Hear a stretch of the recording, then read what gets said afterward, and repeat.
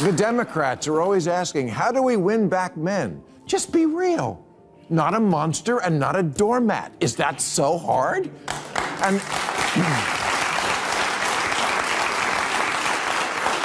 And as far as the last 10,000 years thing, well, who invented the wheel and figured out fire? I don't know. No one knows. Totally could have been a woman. And women throughout history undoubtedly would have contributed more if men had taken them more seriously, like those African-American math whizzes at NASA who helped put a man on the moon. But can't the pendulum ever land in the middle in this country? Can't we have something in between a complete who dares not open his mouth for fear of mansplaining and owning a tiger? It seems Bill Maher's feud with Hollywood is far from finished. This time, the comedian is taking aim at Tinseltown's favorite pastime, shaming men. These days, you can't watch a movie, TV show, or even a commercial without seeing traditional masculinity treated as some outdated offense. But Maher isn't letting it slide. In a recent episode of his show, he blasted Hollywood elites for their distorted portrayal of manhood, and he did it with his trademark mix of humor and brutal honesty. Buckle up, because this one's going to sting. Father's Day, we just celebrated the last one that takes place in a culture where dads have become such punching bags. Literally the last demographic group that TV, ads, and movies can still depict as clueless, useless dip. Basically just another child that mom has to look after. Every sitcom is, tonight on ABC, Larry burns down the house. And the tagline in the commercial for every household product is basically, because your husband is a moron. Moving in together. It's a big step. A test. A test that Jeff failed miserably. We've all seen those infuriating commercials in sitcoms, the ones that make your blood boil. They almost always depict fathers as bumbling idiots, clueless, weak, and perpetually out of touch. The kind of man who can't even change a light bulb without his wife rolling her eyes or the kids mocking him. It's insulting, not only to men, but to the very idea of fatherhood. And this isn't just lazy writing, it's part of a cultural narrative fueled by modern leftist ideology, one that claims to uplift women by tearing down men. What's truly striking is that even Bill Maher, a self-described liberal, has had enough. When someone like Maher starts calling out Hollywood's anti-masculinity bias, it's a clear sign that the pendulum has swung too far. This trend started, but I'm going to blame the 1987 movie Three Men and a Baby.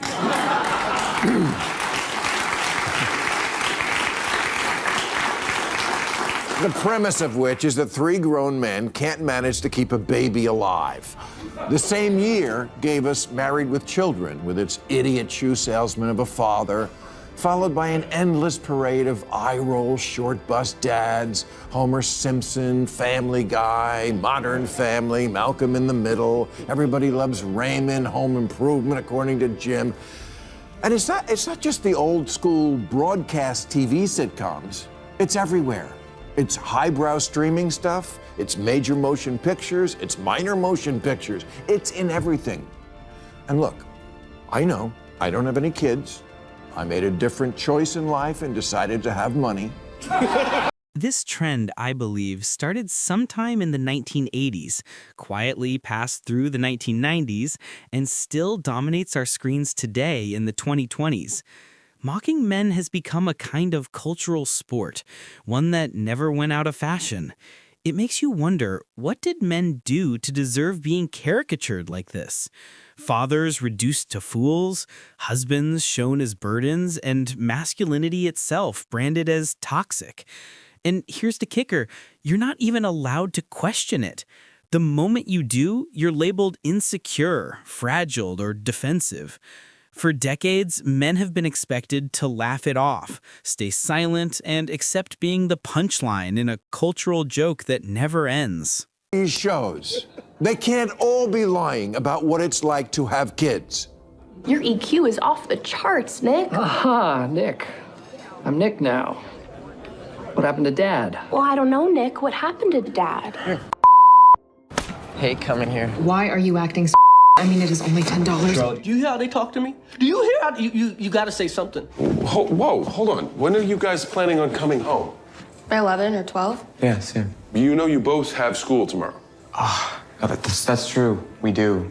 Yeah, he's right. Solid parenting, Dad. Come on.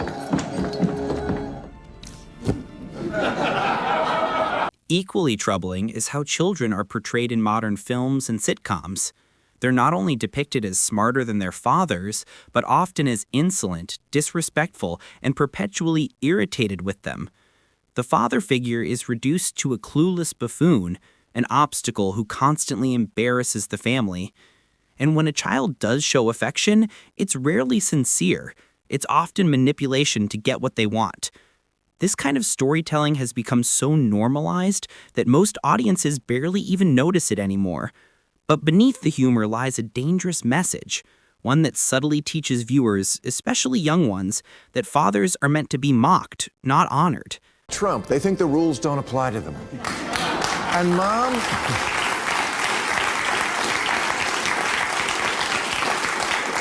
Mom is always the smart one, the good one. He's just lucky to be in her orbit. And I get it that this is a correction to centuries of women being deemed the weakest.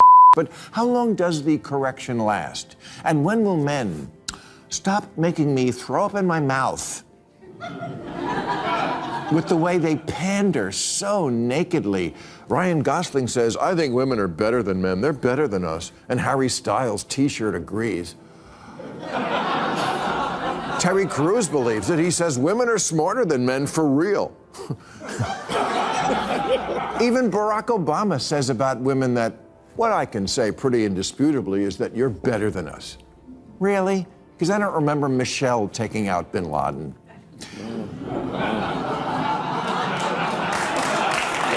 Maher is absolutely right.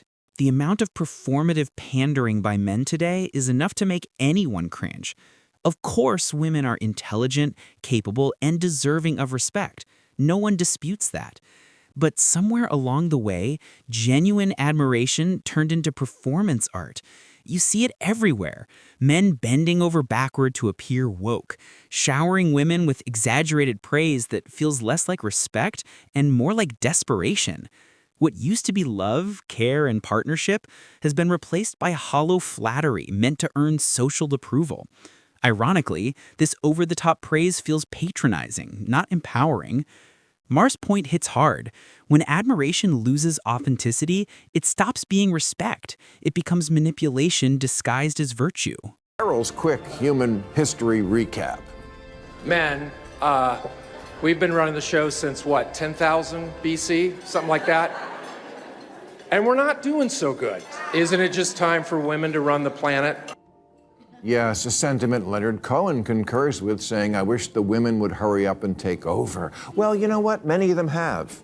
And it wasn't that different. Queen Mary burned 300 people at the stake just for being Protestant.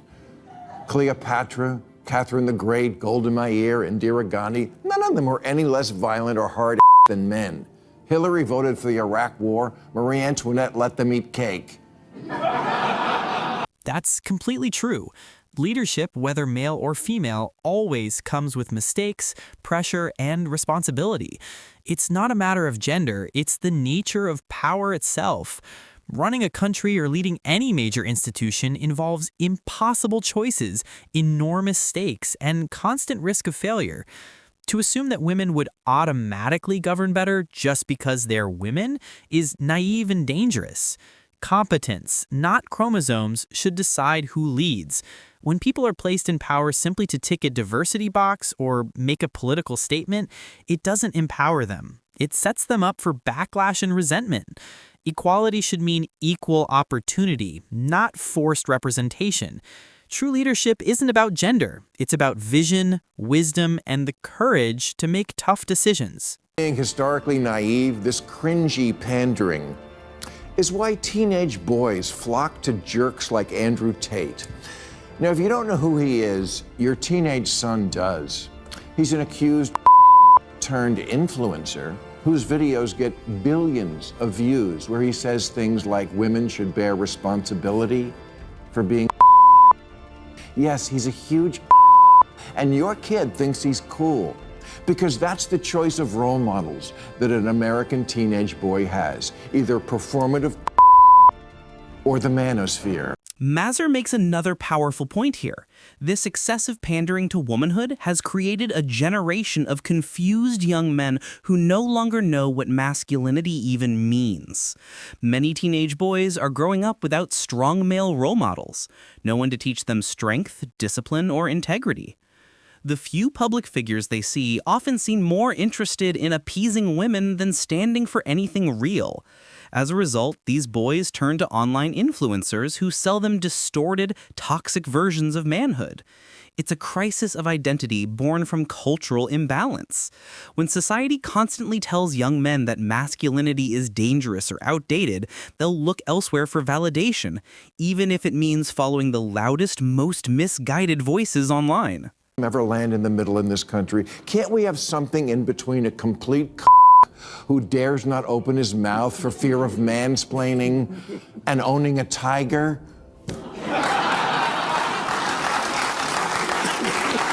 And then there's mansplaining, a term that's been twisted beyond recognition. Originally, it described situations where a man explains something to a woman in a condescending or dismissive way, assuming she doesn't understand. Fair enough, no one likes being talked down to. But over time, the term has been weaponized. Today, mansplaining is thrown around any time a man offers an opinion, clarification, or correction, even when he's being respectful or factually correct. It's no longer about fighting condescension, it's about silencing men whenever their perspective is inconvenient.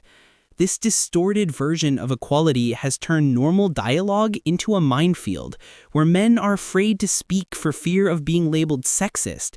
That's not equality. That's censorship disguised as empowerment.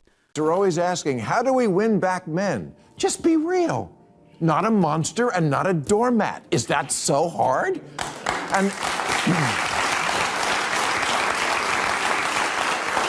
And as far as the last 10,000 years thing, well, who invented the wheel and figured out fire? I don't know. No one knows. Totally could have been a woman. And women throughout history undoubtedly would have contributed more if men had taken them more seriously, like those African-American math whizzes at NASA who helped put a man on the moon. But finally, those who claim that women are inherently smarter than men aren't dealing with science. They're pushing ideology.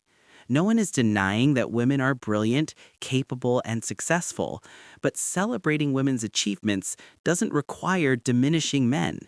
Somewhere along the line, empowerment turned into a competition, as if one gender's success must come at the other's expense. That's not progress. That's insecurity dressed up as enlightenment. The truth is, intelligence isn't determined by gender. It's shaped by opportunity, experience, and individuality. We can uplift women without rewriting biology or dismissing men as obsolete. Real equality means mutual respect, not one side trying to prove superiority over the other. Tend my fellow humans with the who are so down on yourselves that your convenient, pleasant, cushy lives would be anything close to that without a few little things that men did contribute, like electricity and batteries and movies, microphones, the plow.